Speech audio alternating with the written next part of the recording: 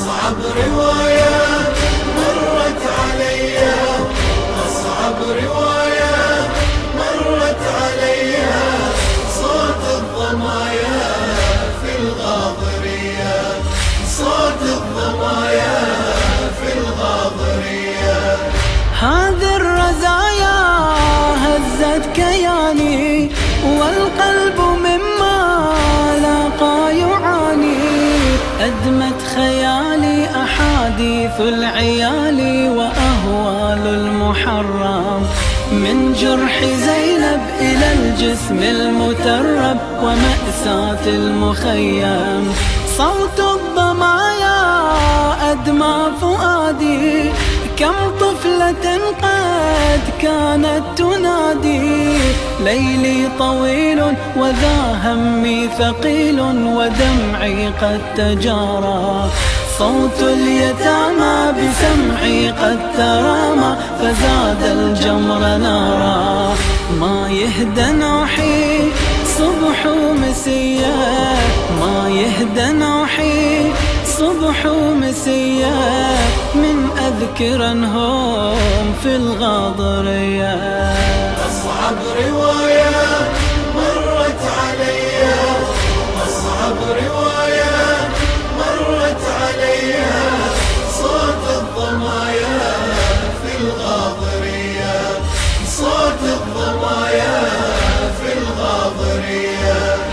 لا تدعوني أم البنين، فالذكر هذا يفدي حنيني، حلمي تلاشى فذا ساق العطاشى، على الترب ممدد، عون تعفر وعثمان وجعفر، ونار الفقد تشتد، أطيافهم قد مرت أمامي، والدمع يجري بين الكلام، هم ماء عمري وهم أزهار صبري، وهم خير البنين، أهل الفداء وأصحاب الوفاء على مر السنين. أبكي عليهم وانصب عزية، أبكي عليهم وانصب عزية، واكتب قصصهم في الغاضرية. أصعب رواية مرت علي، أصعب رواية مرت علي، صوت الضمايا في الغاضرية، صوت الضمايا في الغاضرية.